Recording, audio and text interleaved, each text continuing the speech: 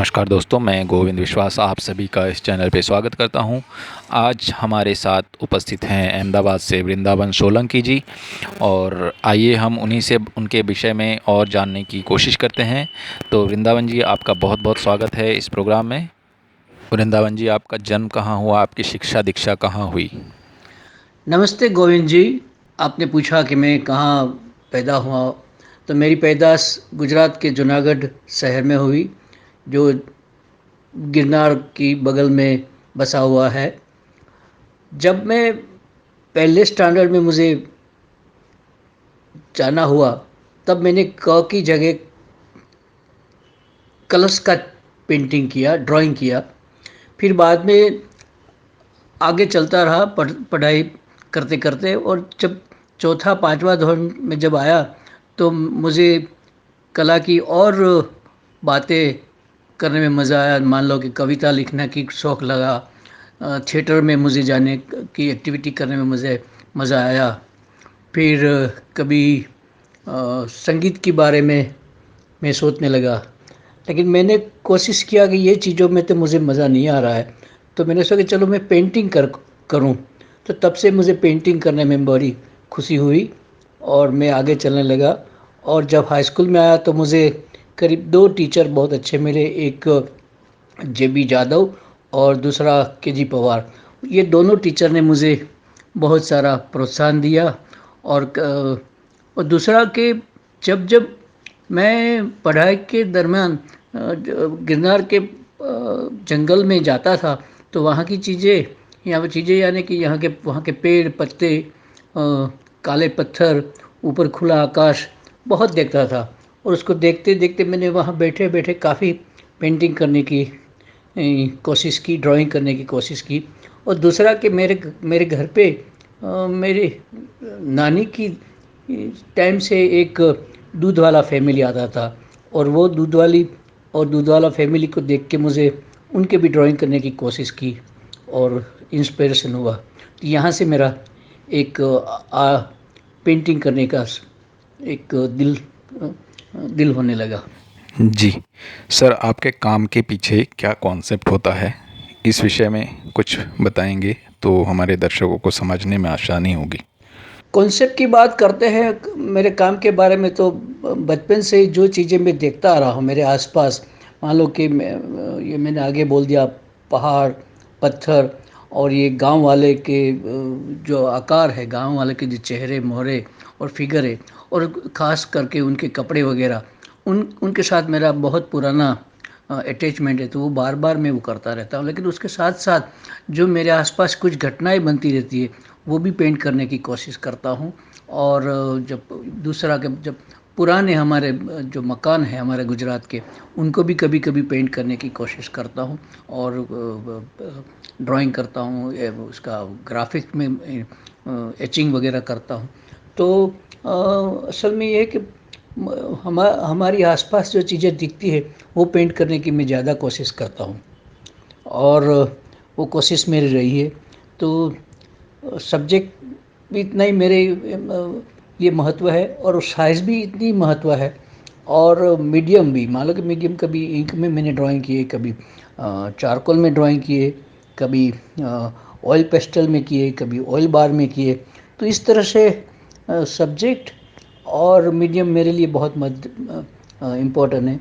मतलब कि हालांकि जो जो मैं कभी कभी जी लेता हूँ, वो भी ड्राइंग या पेंट में करता हूँ, लेकिन वो दिखाता कम हूँ बाहर। वो अपने संग्रह के लिए रख लेता हूँ, और कभी कभी मौका मिला तो मैं दिखाने की कोशिश करता हूँ। तो सब्जेक्ट भी मेरे लिए इतना इम्पोर्टेंट है। जी सर। सर, जब आप काम करने बैठते हैं तो एक कोरा कैनवास देख के आपके मन में क्या विचार उत्पन्न होते हैं? कोई मेरा फिक्स नहीं होता है। कोरा कैनवास मैं सामने रखता हूँ, तो सबसे पहले मुझे वो चीज़ें याद आती है जो मैंने बचपन में जी है, लेकिन बचपन में मेरे आसपास हुई थी। कभी कभी जो मैं देखता हूँ, जो अनुभव करता हूँ, वो भी बनाने की कोशिश करता हूँ। लेकिन ज़्यादा ये होता है कि मैं जो जीता हूँ वो बनाने की कोशिश करता हूँ, और जो मेरी आइडेंटिटी है उसके लिए कभी कभी मैं वो भूलने की भी कोशिश करता हूँ। तो मेरे लिए एक कोरा कैनवास एक चैलेंज होता है और उसको कैसे किया जाए वो एक बड़ा क्वेश्चन रहता है। सर आपने पेंटिंग के साथ साथ ग्राफिक्स में भी बहुत काम किया है, उस विषय में भी आप कुछ बताइए। पेंटिंग में मेरे अलग अलग सब्जेक्ट रहते हैं, लेकिन आपने पूछा कि ग्राफिक के बारे में भी मुझे कुछ कर मैं काफ़ी सालों से ग्राफिक के अंदर काम कर रहा हूँ और पर्टिकुलरली मेरा बहुत मीडियम है एचिंग और बाद में लिनो और वुडकट। लेकिन एचिंग में काफ़ी ज़ोरों शोरों से कर रहा हूँ और आजकल करीब 5 साल से बड़ौदा में जाके ये काम कर रहा हूँ। लेकिन और उसमें मुझे बहुत मज़ा आती है और काफ़ी चीज़ें उसमें निकलती है जो मैं ड्राइंग या पेंटिंग में नहीं कर पाता हूँ, वो छोटे से एचिंग वगैरह में कर सकता हूँ। सर ये प्रोग्राम जो है बहुत सारे नए स्टूडेंट्स पर अपकमिंग आर्टिस्ट देखते हैं, तो उन लोगों के लिए आप क्या संदेश देना चाहते हैं जो उनको जीवन में बहुत महत्वपूर्ण रूप से काम आए। आजकल के जो यंग पेंटर है या नए स्टूडेंट्स है उसके लिए मेरा क्या सुझाव है या क्या मेरा सूचना है।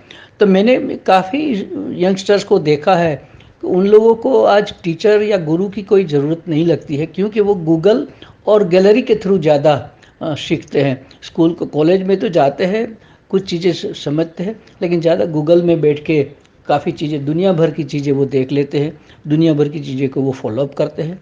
और जब उसमें कुछ बच्चे या कुछ यंग पेंटर अच्छा काम करने लगते हैं तो वो गैलरी के पास जाते हैं और गैलरी को लगता है कि हाँ इसको हम अपडेट करेंगे या अब इसको हम ज़रा आगे ले जाएंगे और ये यंग पेंटर में या यंग स्टूडेंट्स में काफ़ी पॉसिबिलिटीज़ है, तो गैलरी ज़्यादा उनको गाइड करती है। इसलिए वो जो मेरे ज़माने में जब 70s में फाइन आर्ट्स कॉलेज में पढ़ता था तो उस वक्त बेंद्रे साहब और सुब्रमण्यम साहब ने और चौधरी साहब ने मेरा इंटरव्यू लिया था जब एंट्रेंस के टाइम पे। तब उसने मुझे पूछा था कि आपको क्या करना है। तो मैंने बोला मुझे पेंटर बनना है, मुझे आर्टिस्ट बनना है। तो तीनों लोग हंसने लगे और मुझे एडमिशन दे दिया। बाद में तो मेरे बहुत एक्सरसाइज चली, काम करने का मेरा तरीका बहुत चलता रहा और मैं चुपचाप बहुत काम करता था।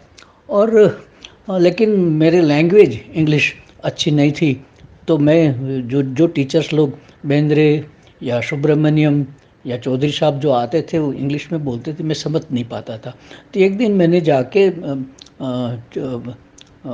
सुब्रमण्यम साहब को बोला कि देखो सर, आप जो कुछ बोलते हो मैं समझ नहीं पा रहा हूँ।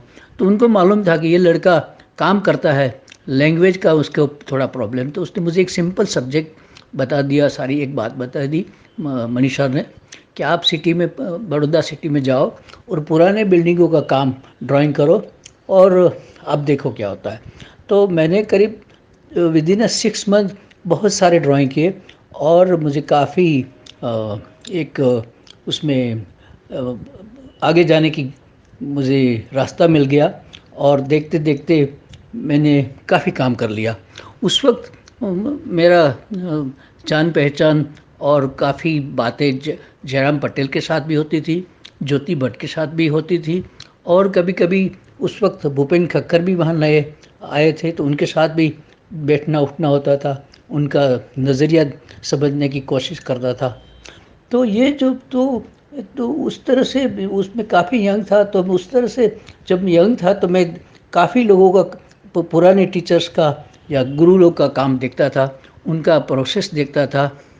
और सबसे ज़्यादा वो जो कहते थे मुझे कि भाई आप मेहनत करो, बाकी सारी चीज़ें भूल जाओ, तो मैं बहुत सारी चीज़ें भूल जाता था और काम करता था। तो आज के यंगस्टर्स में वो चीज़ें देखना मुझे कम मिल रही है। तो मेरा कहना है कि भाई आप गुरु को देखोगे तो बहुत अच्छा रहेगा। और हमारे देश में तो सारी चीज़ें, बहुत सारी चीज़ें हैं, वो देखते ही देखते करते जाओ तो अपने आप एक रास्ता मिल जाता है। और सतत खूब काम करने का बहुत सारा मन होता है। आज मैं ऑलमोस्ट 80 ईयर्स का हूँ, लेकिन करीब 50 साल से मैं सारे देश में और दुनिया के बाहर काफ़ी मैं घूमता फिरता रहता हूँ। काफ़ी एग्जीबिशन होते हैं और बहुत काम होता रहे, तो काम ही काम एक अपना गुरु बन जाता है। क्योंकि मैं काफ़ी साल पढ़ाई करने के बाद गांव में भी रहा और वहाँ बैठे बैठे मैंने काम किया, तो अपने आप काम को भी अपने काम को समझ के किया।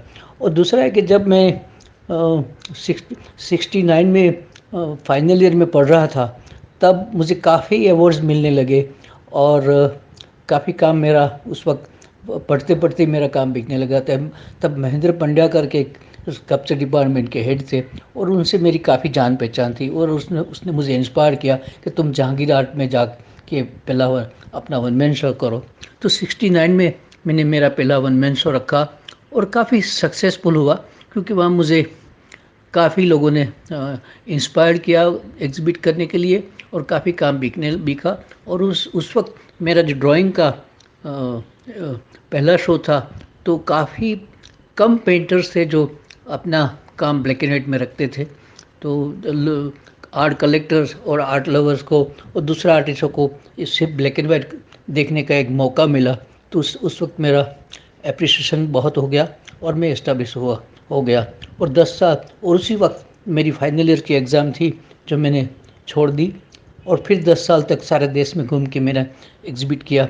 अगेन फिर 10 साल के बाद फाइन आर्ट्स में मैंने डिग्री और डिप्लोमा लेने का आया तब मुझे। तो लेकिन सबसे बड़ी बात है कि मैं काम करता रहा और कभी भी कहीं भी मैंने किसी प्रकार का जॉब नहीं किया या जॉब करने के लिए एप्लीकेशन नहीं दिया। तो इस तरह से मेरा काम चलता है और अभी भी चलता रहता है। कोरोना के टाइम में आपने क्या-क्या काम किया? और कोरोना के टाइम पे काफ़ी मैं अपसेट हो गया था सारी चीज़ें सुन सुन के कि लोग क्या क्या कैसे कैसे परेशान हो रहे हैं, क्या क्या मुसीबतों में से निकल रहे हैं। तो मैं घर में बैठे बैठे मैंने काफ़ी सोचा और सोचने के बाद मेरा ड्राइंग करने का शुरू हुआ और करीब छोटे बड़े करीब 40-50 ड्राइंग किए कोरोना के सब्जेक्ट में कि ह्यूमन बीइंग कैसे परेशान हो रहे हैं। तो इसमें यहाँ कुछ कोरोना के ड्राइंग भी मैंने भेजे हैं। बहुत बहुत धन्यवाद वृंदावन जी, आपने सभी सवालों के जवाब बड़े बेबाकी से दिए और बहुत सारे जो नए कलाकार हैं, जो नए स्टूडेंट्स हैं, ये तो प्रोग्राम देखते ही हैं। इसी के साथ उन सभी कलाकारों को ये सुनने की एक एक्सपीरियंस सभी के जीवन के, सभी कलाकारों के जीवन की जानने की उत्सुकता होती ही है। तो इसी के साथ हम आज के प्रोग्राम को यहीं समाप्त करते हैं। बहुत बहुत धन्यवाद। दोस्तों, आप सब ये गोविंद विश्वास जी की चैनल को आप ज़रूर सब्सक्राइब करना, ये सब्सक्राइब करना और हमेशा लाइक करना और दोस्तों को बोलना लाइक करते रहे। Thank you.